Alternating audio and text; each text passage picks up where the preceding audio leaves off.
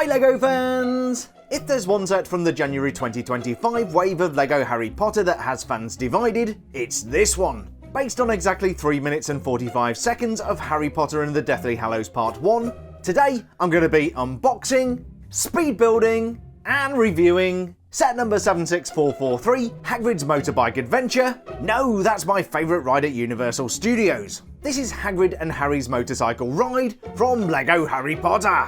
This 617-piece set is moderately priced at 45 Great British pounds, 50 euros, or 50 of your American dollars plus tax. This time we don't have any minifigures, instead we have whatever this is. Please kill me! And don't mention R2-D2 with wings over there. This set is aimed at builders 9 and up who can presumably stand the nightmares. But seriously, I actually like the look of this and I can't wait to see it built. LEGO does talk up the play features on their website, but apart from rolling wheels and flapping wings on H3DWG, I think this is just going to turn out to be an interesting display piece. The back of the box provides some dimensions, showing this to be a compact 6 inches long and around about 6.5 inches tall. It also shows off some of the play features in that Harry, Hagrid and Hedbot all have a few points of articulation. More on all of that later, as well as some history about the Battle of the Seven Potters and Sirius Black's motorcycle. Right now, let's check out what's inside the box.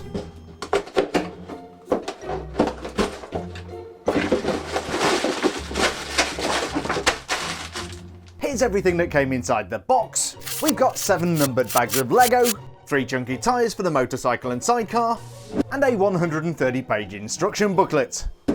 I'm going to go ahead and build 76443, Hagrid and Harry's motorcycle ride, and today this is going to be a 2-minute speed build!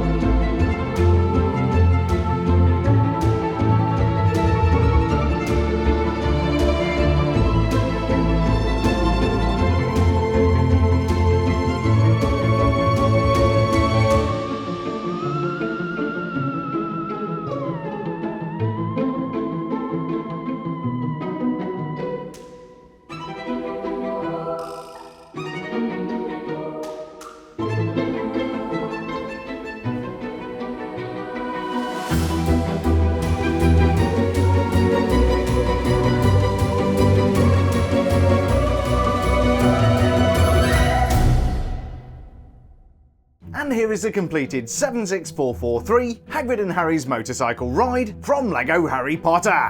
Build time today was exactly 90 minutes, and it was a fun little build to put together. I especially appreciated step 179, where we had the privilege of giving Hagrid a heart. Unfortunately for Hedwig, she didn't get a heart, and judging by this monstrosity, I'm not sure she even has a soul. Although over the years we've seen many different iterations of Hagrid minifigures, this is the first recreation of the blue motorcycle with sidecar that Hagrid used to fly Harry from Privet Drive to the Burrow before he turned 17. Hagrid used the same motorcycle, but without the sidecar, 16 years earlier to deliver the recently orphaned Harry to the protective custody of the Dursleys.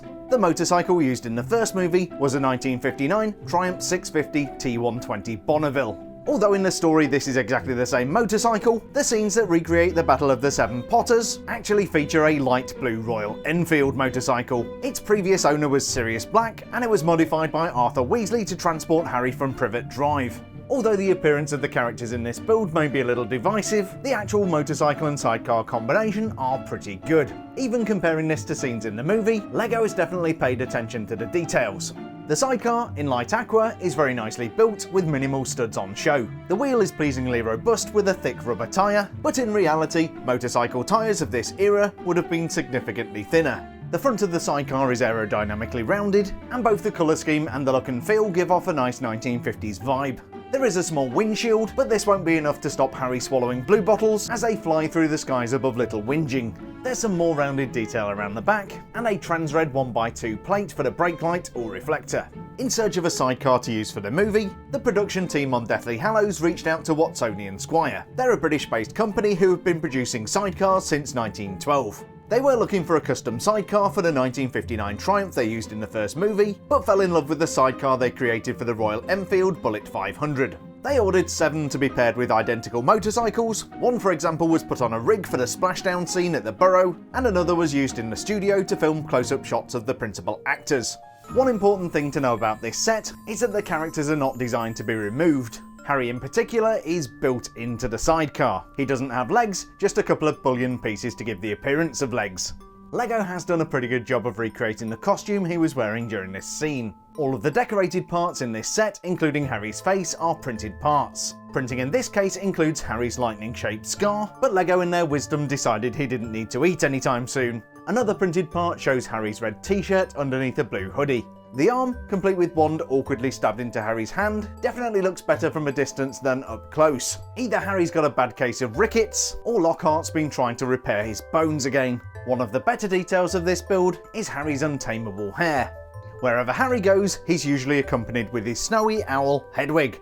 Hedwig was a gift from Hagrid to celebrate Harry's 11th birthday. Hedwig, a beautiful female snowy owl, was named after an individual Harry had read about in A History of Magic. Hedwig was a great friend to Harry, providing comfort, and ultimately taking one for the team. Snowy owls live for about 10 years in the wild, up to 30 years in captivity, or 6.5 books in the wizarding world.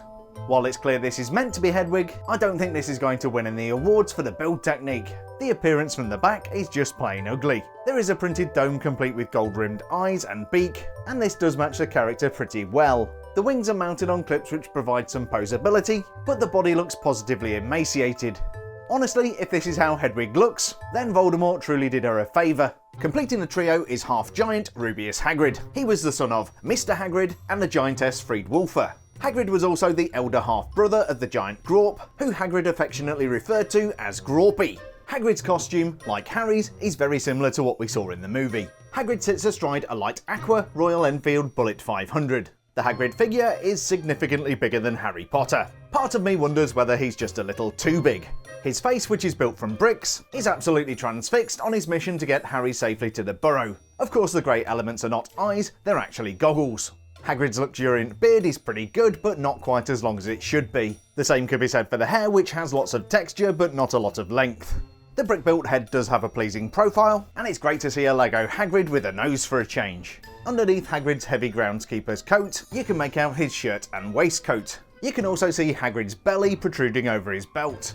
The arms are perfectly designed to fit the motorcycle. LEGO used hinged elements to get the angles of the elbows just right. At the end of each arm we have a realistic hand which is gripping the handlebars. I like the creative use of hand elements which are usually used on big figs. Hagrid's legs are locked into place on either side of the motorcycle. As well as brown trousers, Hagrid also has thick, heavy black boots. We see the same on the other side, sandwiched between the sidecar. One detail I really like is the tail of Hagrid's coat, which can be adjusted to flap in the wind. It's hinged to provide some extra posability. Although we do have that flapping tail, LEGO ignored the rest of the coat, which would definitely be hanging down over the legs. Despite its limitations, I do think this is quite a good representation of Hagrid. Hagrid was played in all 8 movies by Anthony Robert Macmillan, professionally known as Robbie Coltrane. As well as appearing in Harry Potter, the beloved actor Coltrane appeared in countless other films and TV series.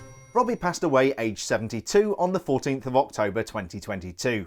Hagrid's motorcycle, previously owned by Sirius Black, would have been magically enlarged for the half-giant. It has the same rims and tyres that we found on the sidecar. The LEGO Group is famously the biggest tyre manufacturer in the world. Have you ever noticed how LEGO tyres have the rim size and profile moulded into the side? Other details include a brake disc on the front tyre, made of a LEGO gear. Everything you expect to see on the front of a motorcycle is present and correct. There are a pair of side mirrors, but they're completely obscured by Hagrid's enormous body. Providing illumination, there is a front-mounted headlamp, and the front forks are equipped with shock absorbers, although these are just for show and are not functional. You can just about see the motorcycle's engine hidden deep within the frame, and there's a long exhaust pipe protruding from the side. That terminates towards the rear of the motorcycle. At the rear we find a light aqua mudguard, and mounted on that is a rear brake light, and the license plate, which is sadly blank. The license plate number is GDO558. I'm sure future Jeremy in the editing suite had fun trying to find that in one of the movies. The only detail I'm not sure about are these pipes on either side of the seat. Overall, I really like this as a display piece, but I don't see that it has much play value. Although much of the 3 minutes and 45 seconds of this sequence were filmed at Leavesden Studios, the scene where Harry and Hagrid were chased in a tunnel was filmed in Liverpool in the north of England. This was all shot by a B unit using only stunt doubles. Harry's stunt double for the first 6 movies was David Holmes, and he did get a credit in the last 2 movies. Unfortunately, David was seriously injured during the filming of a stunt test for Harry Potter and the Deathly Hallows in January 2009. Hagrid also had a stunt double, Martin Bayfield, who appeared in all 8 movies. He was Robbie Coltrane's body and stunt double, and also played young Rubeus Hagrid in Harry Potter and the Chamber of Secrets. The tunnel scenes were filmed in the Queensway Tunnel in Liverpool during a 4-day shoot, while the tunnel was closed for routine maintenance. The tunnel runs beneath the River Mersey and connects the city of Liverpool to Birkenhead. The scene was meant to be set in the Dartford Tunnel that runs under the River Thames east of London, but I guess the tolls would have crippled the budget. So that was set number 76443, Hagrid and Harry's motorcycle ride from LEGO Harry Potter. This is definitely one of those Marmite sets. You either love it or you hate it. While this definitely has some weak points, i.e. Hedwig and creepy Harry Potter, I'm actually quite a big fan of this and I will be displaying it. I love that LEGO is finally releasing sets based on the Deathly Hallows, and it's great to get something new, unlike the 5th regurgitation of the Night Bus. I'm a big fan, and I think the $50 price point is just about right. But what do you think? I do have more content in the pipeline and will be back very soon. If you've not already done so, please hit that subscribe button to make sure you don't miss out. Thanks so much for joining me for Hagrid's motorcycle adventure, stay safe, and I'll see you next time.